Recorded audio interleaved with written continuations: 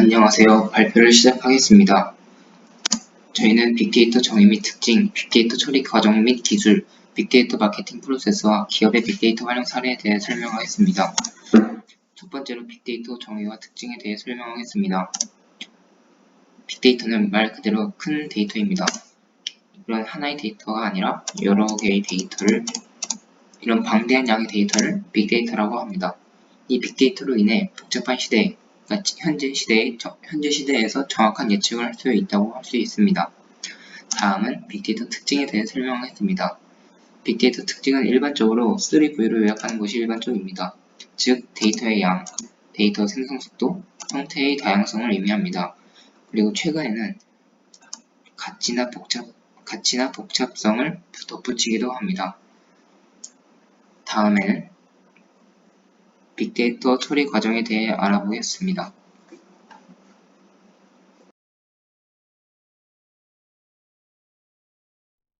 빅데이터 처리 과정은 아래와 같이 데이터 소스, 수집, 저장, 처리, 분석, 표현의 과정을 거치게 됩니다.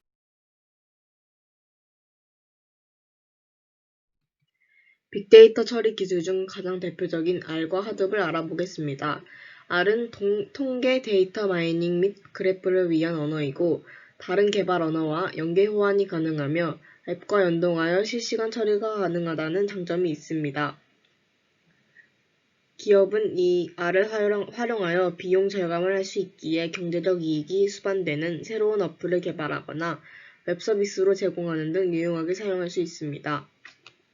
하둡은 여러 개의 저렴한 컴퓨터를 마치 하나인 것처럼 묶어서 데이터를 처리하는 기술입니다. 저렴하면서도 방대한 데이터를 분석할 수 있게 도움을 줍니다. 기업은 하둡을 활용해 빅데이터 분석에 들어가는 초기 비용을 줄이면서 자사 데이터 시스템과의 호환 문제도 쉽게 해결할 수 있습니다.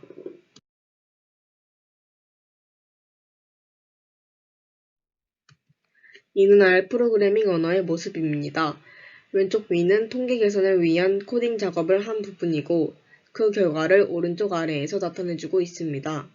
R의 탄생 기반이 된 S 언어입니다. S 언어는 데이터 분석용 객체 지향 언어이고 S+의 프로그램 화면으로 분석 결과를 시각적으로 표현할 수 있습니다.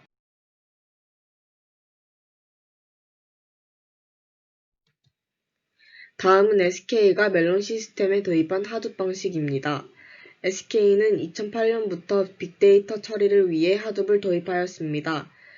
모바일 데이터를 분석하고 네이트 뉴스, 컬러링과 같은 서비스를 사용자 맞춤형으로 제공하기 위함이었습니다.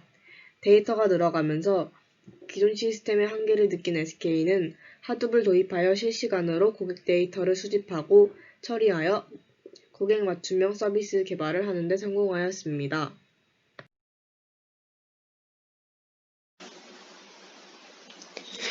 안녕하세요. 빅데이터 마케팅 프로세스에 대해 소개할 2학년 S5반 이서진입니다. 먼저 빅데이터 마케팅은 3단계로 나누어 진행되는데요. 첫 번째 분석 설계 단계에서는 문제를 파악하고 가설을 세우고 사전 조사를 한 뒤에 분석 프레임을 설계합니다. 두 번째 데이터 수집 단계에서는 말 그대로 데이터를 수집하고 데이터를 정리하는 일까지 합니다. 마지막은 데이터 분석 및 인사이트를 도출하는 단계인데요. 데이터를 분석한 뒤 인사이트를 도출하고 그 결과에 대해서 논의하면 마무리가 됩니다. 3단계를 거친 후에는 실행에 옮기기 시작합니다. 분석 단계에서는 프레임 설계가 매우 중요한데요. 이때 고려해야 할 사항들이 몇 가지 있습니다. 6가지 정도가 있는데 그 중에서도 중요한 것은 어떠한 데이터가 필요한지 파악하는 것과 어떠한 기준에 의해서 수집할 것인지 생각하는 것입니다. 홍보를 통한 제품의 판매량 증대가 목적일 수도 있고 품질 이미지 개선이 목적일 수 있는 것처럼 마케팅의 목적은 다양하기 때문에 사전에 방향성을 정하고 다음 단계로 넘어가는 것이 기본이라고 할 수 있습니다. 마케팅 분야에서는 주로 고객이 만들어낸 데이터를 수집하여 분석하는데요. 이때에도 다양한 경로에서 수집이 가능합니다. 제일 보편적으로 수집되는 데이터는 거래 데이터인데요. 고객이 지불한 데이터를 통해 고객이 얼마나 구매했는지, 무엇을 구매했는지, 언제 구매했는지 등을 알 수 있습니다. 이러한 데이터는 CMR, 고객관계 관리, 소프트웨어에 자동으로 저장되어 데이터 분석에 활용됩니다. 매장 내 트래픽 모니터링은 매장 내 모션 센서를 통해 이동 경로나 구매 패턴을 파악하는 방법인데요. 이러한 모니터링을 통해 행동 데이터를 뽑아내고 상품 재배치 등에 활용하기도 합니다.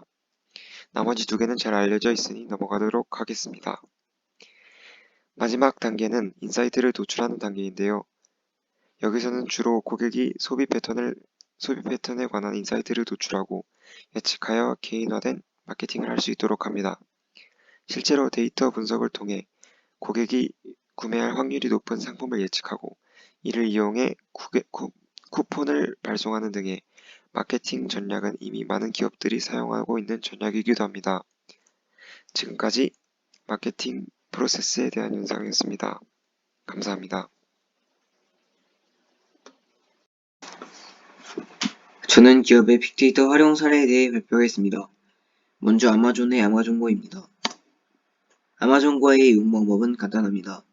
먼저 아마존고 어플리케이션을 실행한 후 매장에 들어가서 상품을 둘러보며 원하는 물건을 가방에 넣거나 손에 들고 계산줄을 기다리지 않고 나오기만 하면 5분 뒤에 스마트폰으로 영수증이 날아옵니다.